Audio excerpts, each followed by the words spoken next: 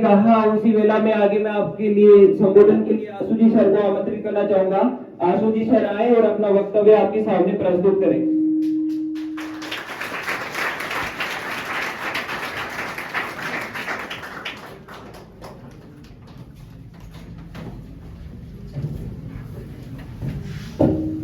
Hello,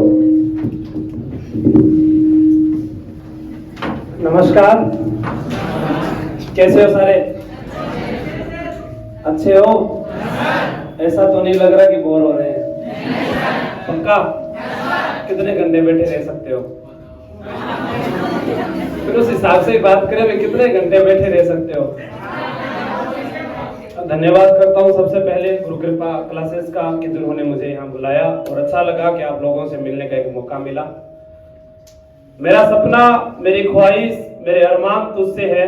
मेरा हर गीत, मेरा हर शेर, मेरा नगमा तुझसे है। मेरी तरक्की में शामिल है तुम सबके प्यार का जज्बा।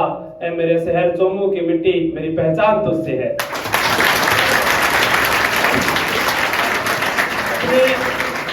बात करते हैं आज कि जब भी हम किसी सेमिनार में जाते हैं वहां दो बातें होती है कि सबसे पहले कि मार्गदर्शन क्या होता है।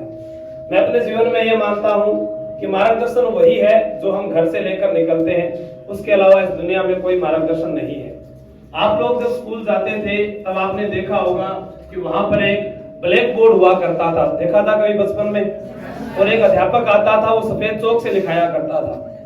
अब उसमें और आज के इस जीवन में परिवर्तन आ चुका है कि आज व्हाइट बोर्ड होता है और ब्लैक चौक से लिखाता है, यानी ब्लैक मार्कर से लिखाता है। तो जो वो परिवर्तन आया है वही मोटिवेशन है। अगर समझ सके तो उतना ही काफी है, और ना समझ सके तो फिर आप चाहे कितना ही सुन लो किसी को, आप कभी भी बदल नहीं सकते हैं। क्योंकि कोई ये कहता है कि मेरी उम्र नहीं है, कि मैं अब काम नहीं कर सकता। अमिताभ बच्चन आज इतने बूढ़े हो चुके हैं, फिर भी साल में एक दो ब्लॉकबस्टर फिल्म दे देते हैं। कोई कहता है कि मैं ये नहीं कर सकता, तो आपने कम उम्र में भी आईएएस और आरएस बनते हुए देखे होंगे। करना क्या है? हमें खुद को करना है। ऐसा कभी नहीं हो सकता कि इंसान चाहे और वो हो ना सके। जैसा एक मेरे दोस्त कहा करते हैं, काफी बार उन्होंने कहा भी है कि पंछी उड़े और पंख ना हिले, ऐसा हो नहीं सकता। साथ साथ बोलना है कि पंछी उड़े और पंख ना हिले, ऐसा हो नहीं सकता। संगीत चले और दर्द ना गले, ऐसा हो नहीं सकता। संगीत चले और दर्द ना गले, ऐसा हो नहीं सकता। और बंदा शिद्दत से जिसे चाहे और उसे वो ना मिले, ऐसा हो नहीं सकता। तो यही अपने जीवन का सबसे बड़ा आधार है कि अगर आप अपने जीवन में चाहते हैं कि मैं कुछ कर सकता हूं, तो फिर वो आप कर सकते हैं। भाई आपने देखा होगा कि किसी को मोटिवेशन की क्या आवश्यकता पड़ती है। मैं नहीं मानता कि जीवन में किसी को मोटिवेशन की आवश्यकता, हाँ इतना है कि उसको सही रास्ता जरूर बताना चाहिए। आप मंदिर में जाते हैं और अपने घर में जाते हैं, फर्क देखा होगा आपने। अपने घर में हमारे अंदर कई ऐसे विचार आते हैं जिसकी हम कल्पना भी नहीं कर सकते, लेकिन मंदिर में जाते हैं वो विचार क्यों नहीं आते हैं? सोचा होगा कभी? क्योंकि हम वहां पर ये सोचते हैं कि हम भगवान रहते हैं, सोचते हैं ना।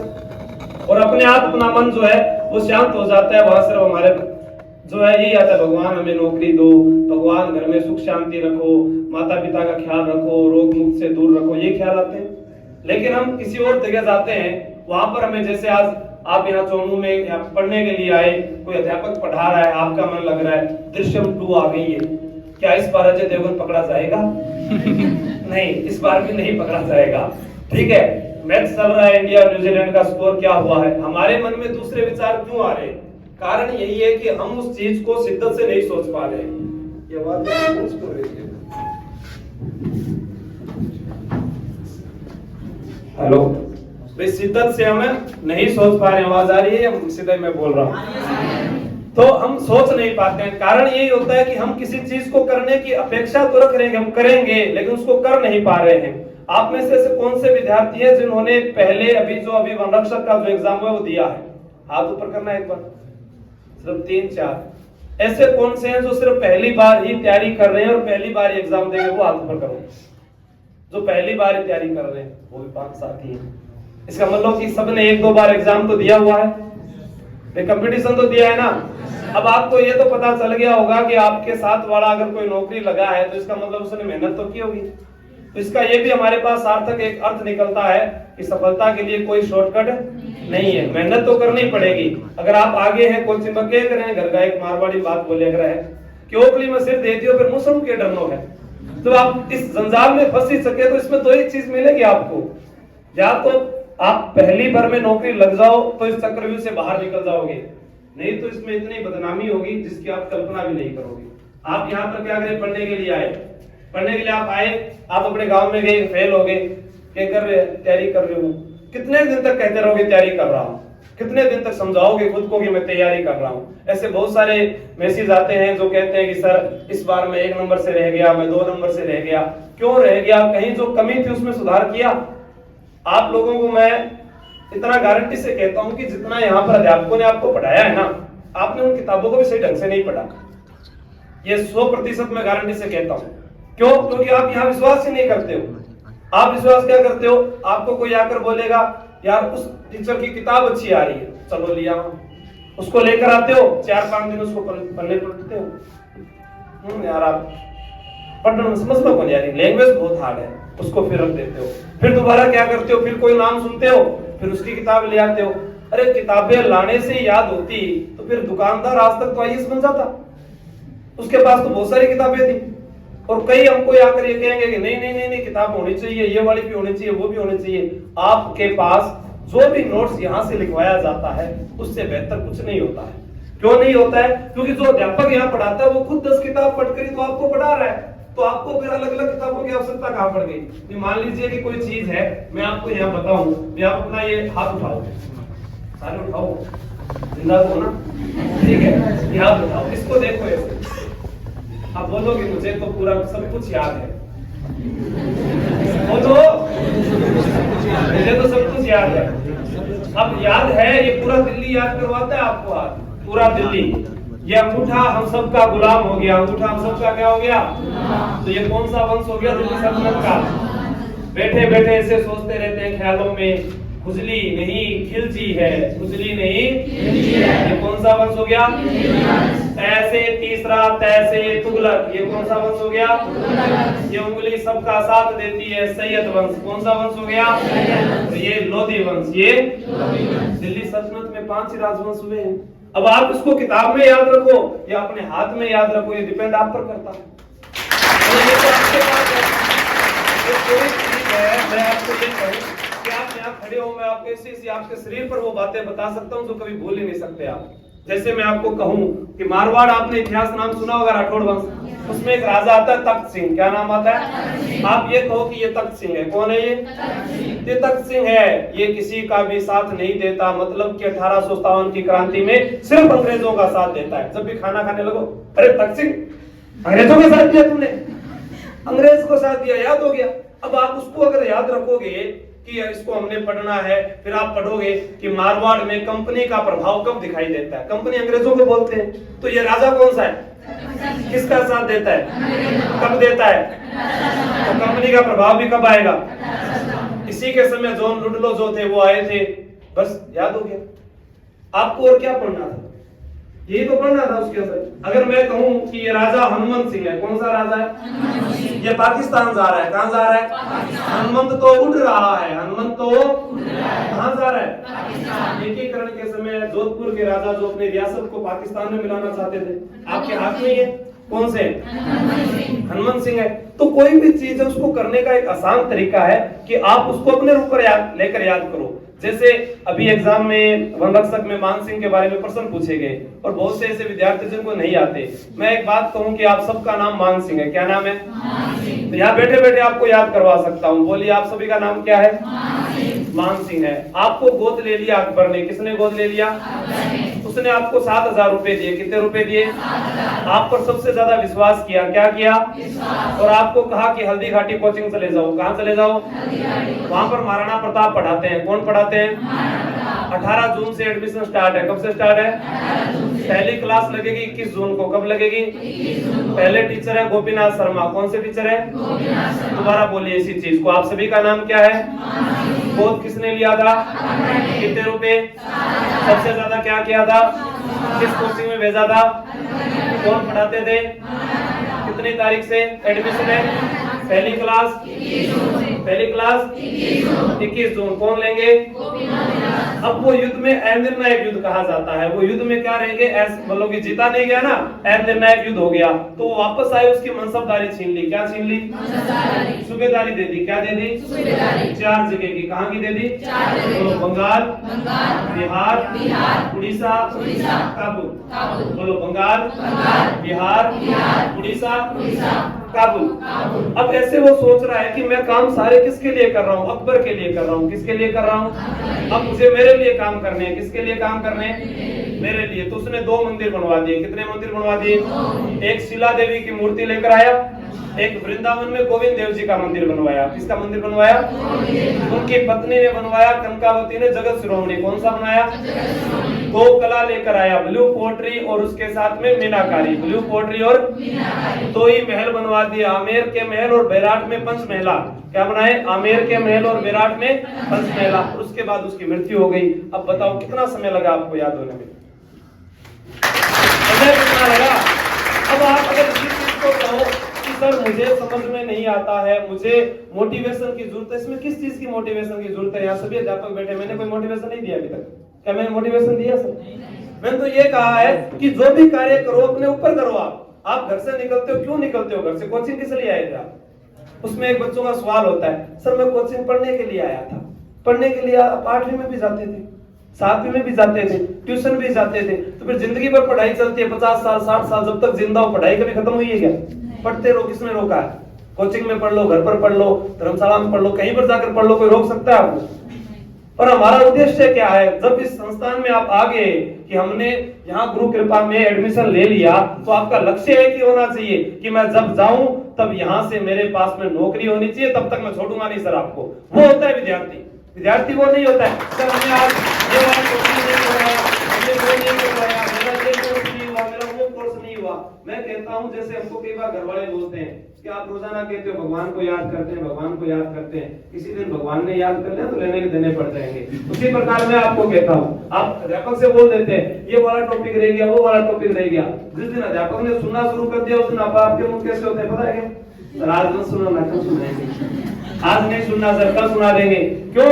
क्योंकि हमारे अंदर ही कॉन्फिडेंस नहीं है। भाई जो आपके सामने आकर दिन रात मेहनत करता है, वो आपको बताता है कि आपको ऐसे पढ़ना है, ऐसे पढ़ना है, फिर कमी किसमें है? किसमें है कमी? फिर वो पूरी कौन करेगा? उसके लिए क्या जरूरत है? मेहनत। अंतिम लक्ष्य सिर्फ एक ही है, मेहनत, उसके अलावा कोई नहीं है। बाकी जैसे अब कई कहेंगे मोटिवेशन होता है, अब हम अपने जाते हैं सेमिनार में, मैं कई बार देखता हूँ लोग ज्यादा सुनने के लिए शायरी आ जाते हैं कि शायरी सुना दो सर, मजा आ गया। मुझे एक बात बताओ, शायरी पेपर में आई है क्या? सुनाने को मैं सुना दूं तुम्हें कि उसने मेरी गुमशुदगी की रपट लिखाई आज थाने में। क्या? उसने मेरी गुमशुदगी की रपट लिखाई आज थाने में, मैं कतरा कतरा बरामद हुआ उसके नैनों के कैद खाने में। अब ये पेपर में नहीं आएगी, मैं तो बरामद हो जाऊंगा, मैं आपको कहकर चला जाऊंगा, क्या पेपर में आएगी क्या? आपकी सफलता की जो अंतिम पूंजी है वो क्या है? सिर्फ एक ही है, वो है मेहनत। मैंने कई बार देखा है कि विद्यार्थी चंचल स्वभाव का होता है, आप ही नहीं, मैं खुद भी चंचल स्वभाव का ही रहा हूं। मैंने कभी ये सोचा ही नहीं कि मैं एक टीचर हूं। मैं ये मानता हूं कि मैं एक व्यक्ति हूं जो अपना कार्य अपनी सच्चाई के साथ, निपुणता के साथ, जैसा मुझे लगता है मैं वो करता जा रहा हूं। लोग क्या कहते हैं, क्या कहेंगे, मुझे कोई भी इतना सा भी फर्क नहीं पड़ता है।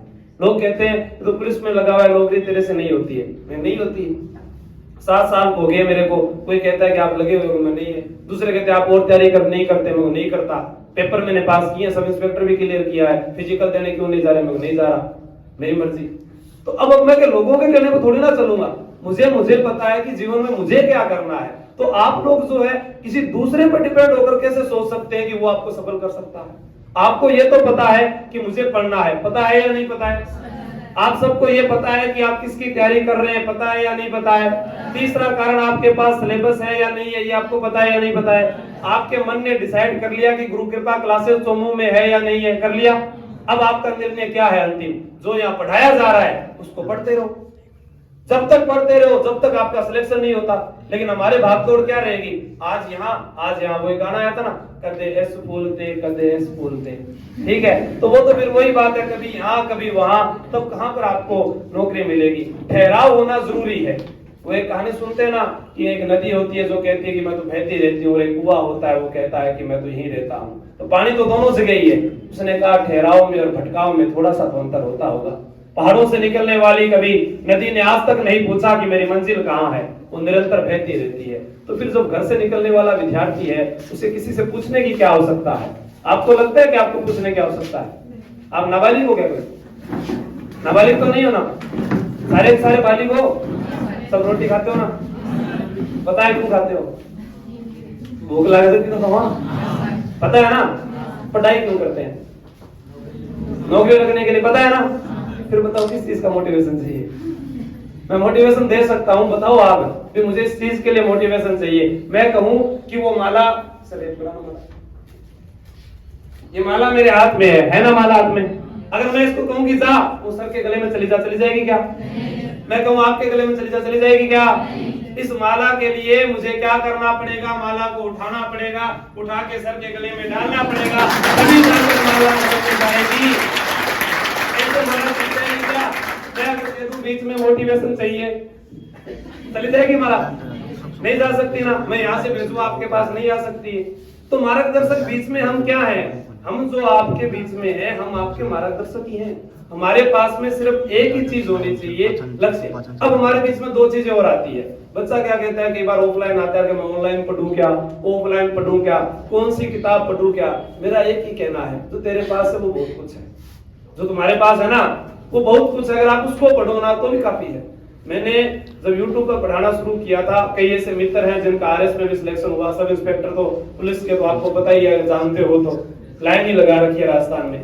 तो वो क्या है, उन्होंने मैंने एक ही बात कही कि मेरा एक ही लक्ष्य है, जब तक घर घर मेरी आवाज ना पहुंचे और उस विद्यार्थी को मैं अपने तरीके से ना सिखा दूं। मैं खुद क्या था, बस कंडक्टर, पिताजी मेरे टीचर, उनका एक ही कहना, तेरे बाप नौकरी लाग रहे भाई, तू भी लाग जा। लोग गोल मुंह देवा है, सही बात है। रोजाना कहते थे वो, फलाना को बेटो नौकरी लागियो, फलाना को बेटो नौकरी लागियो, तू पढ़े को नहीं, तेरा नंबर कम आवे। हमेशा उदाहरण किसका देते थे? दूसरों का। एक दिन मैंने भी कह दिया, पापा आप ये उदाहरण क्यों नहीं देते? शर्मा जी का लड़का लड़की भगा के ले गया तो वो उदाहरण क्यों नहीं देते हो आप? किसका उदाहरण दे? वो नौकरी लगे, वो नौकरी लगे, फिर किसी के बेटे ने बुरा भी तो किया होगा, कोई जेल चला गया होगा, आपने क्यों नहीं दिया उदाहरण?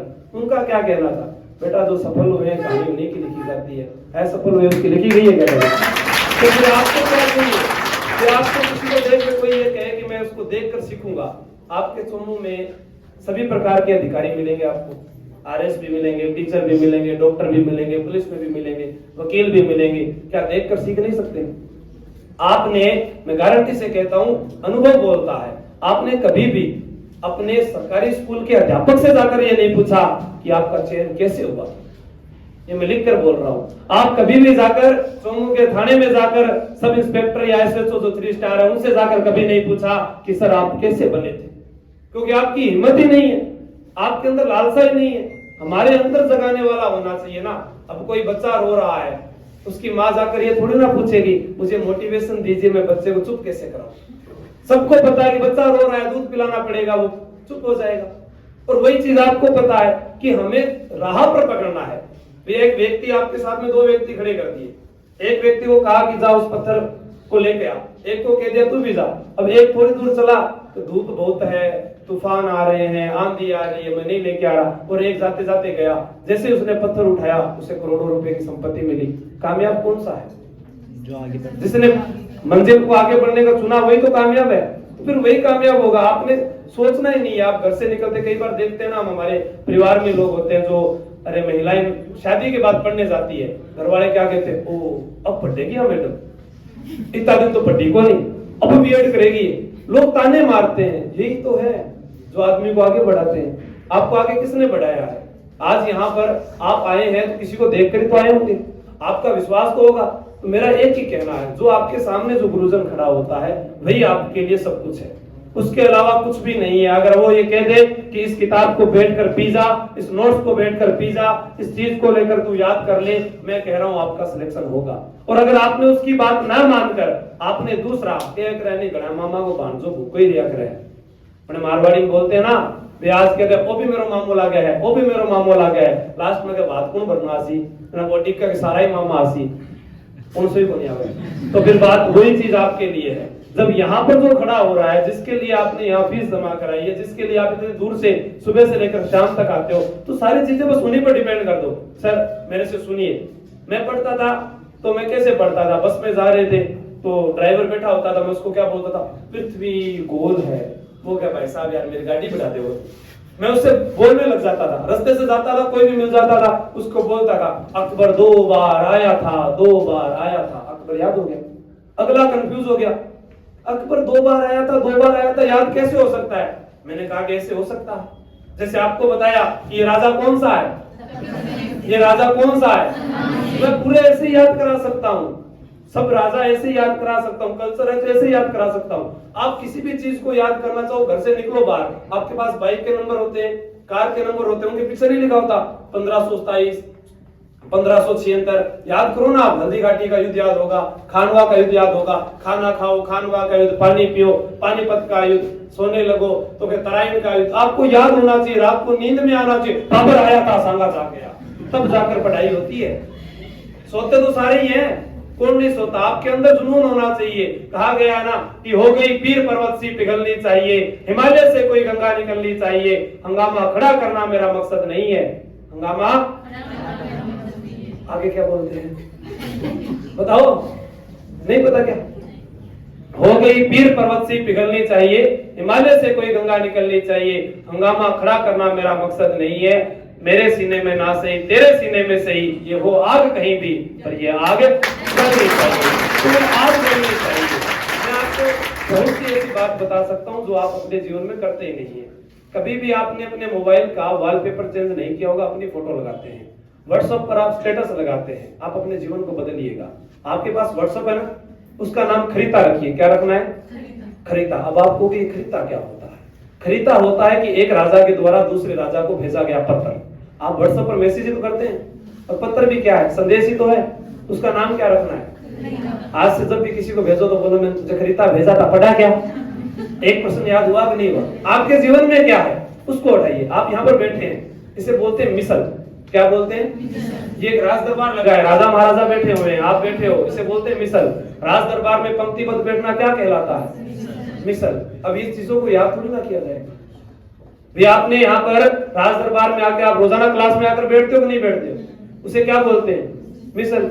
रोज व्हाट्सएप भेजते हो, क्या बोलते हैं? खरीदा। और रोजाना एक टारगेट रखो, अपने व्हाट्सएप स्टेटस पर रोजाना प्रश्न लिखो, जो प्रश्न आपने आज पढ़ा वो रोजाना लिखो। 2 चीजें सीखोगे, एक तो वह व्यक्ति जो आपका साथ देगा वो पता चलेगा, जो प्रश्नों का जवाब देगा। आपको एक एक प्रश्न याद होगा क्योंकि वो प्रश्न आपने बनाया है। जो हम खुद बनाते हैं वो कभी भी नहीं भूलते। बचपन में देखा होगा एक छोटा सा हाबू हमको डरा देता था, घर वाले बोलते बेटा हाऊ है बाहर मत जा, कहते थे ना। आपने किसी ने देखा है क्या? किसी ने नहीं देखा होगा। चाहे हम बैठे हैं, गुरुजन बैठे हैं, किसी ने देखा क्या हाऊ?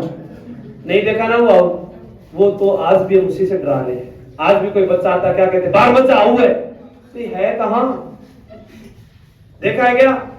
इसे बोलते हैं पुनर्बल। क्या बोलते हैं? आपने कभी देखा होगा किसी व्यक्ति को जब साइकिल सिखाते हैं, एक उसके पीछे बैठता है। जैसे मान लो कोई लड़की है, वो लड़की साइकिल चला रही है, उसके पीछे उसका भाई बैठा है। वो जब तक बैठा है वो नीचे, तो सबसे पहले आदत क्या होती है? पेडल देखते हैं, जबकि सब कहते हैं कि आगे देख। वो पेडल देखते हैं और वो नीचे देखती है और चलाती है और गिर जाती है। लेकिन उसके पीछे उसका भाई बैठा बैठा क्या बोल रहा है? नहीं बहन तू ठीक चला रही है, तू ठीक चला रही है, तू चलाए जा। वो अचानक से उतर गया, फिर भी वो बोल रहा है तू चलाए जा, तू चलाए जा। वो चलती जाती है। जैसे वो पीछे मुड़ के देखते हैं, भाई दे वो पड़ जाती है।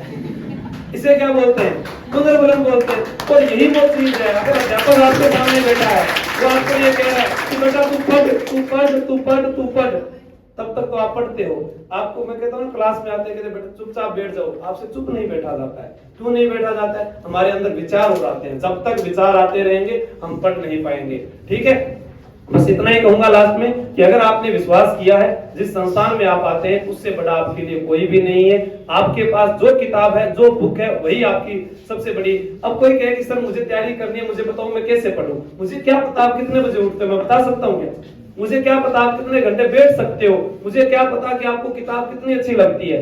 भाई आपको व्हाट्सएप दे दे, फेसबुक दे दे, इंस्टाग्राम दे दे, तब तो आप पूरे दिन लगे रह सकते हो, क्योंकि उसके ऊपर आपको नई नई चीज दिखाई देती है। तो फिर आप ऐसा क्यों नहीं करते कि आप 5 किताबें लेकर बैठ जाओ? हिंदी पढ़ ली, पॉलिटी पढ़ ली, संविधान सॉरी पॉलिटी पढ़ ली, उसके बाद हिस्ट्री पढ़ ली, ज्योग्राफी पढ़ ली, कल्चर पढ़ लिया, मैथ पढ़ लिया, तब भी मन लगेगा। अगर आप एक ही किताब को लेकर पढ़ते रहोगे तो फिर मन कैसे लगेगा, बोरिंग तो एक दिन होता ही है इंसान। तो कब सबसे पहले आपको देखना है कि मैं कितने घंटे बैठ सकता हूँ, दूसरा मैं कितने घंटे तक मेहनत कर सकता हूँ। और कोई ये कहे कि मैं 3 महीने में अपनी जिंदगी के 60 साल तय करता हूँ तो मैं उसे मूर्ख मानता हूँ।